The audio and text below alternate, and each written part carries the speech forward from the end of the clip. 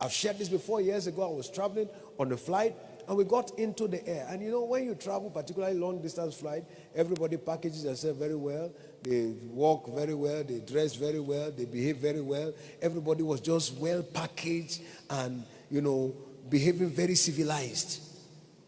Until we got into the air and there was turbulence. And when there's turbulence, everybody comes back to their original self.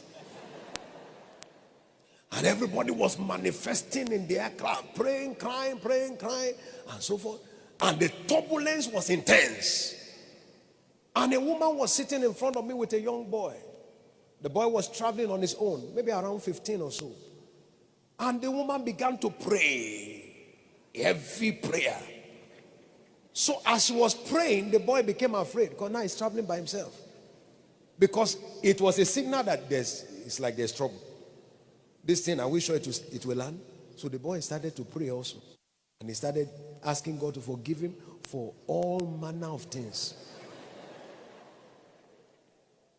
Any offense he committed, the ones probably imagined that he committed, in case he was just pleading for forgiveness. And I sat in that aircraft. I said, what did Jesus do in the midst of a turbulent boat? He slept. So I reclined my seat and I slept. The aircraft was still shaking. People were still jittery. But I was busy sleeping. Why? At rest. I am too sure that it can't drop. It can only land. It cannot crash. Is somebody getting it? It keeps you restful. You are not agitating. You know, there are people who they are not even in the air. They are asleep and their heart is beating fast. They wake up in the morning. Everything inside of them beating. Why?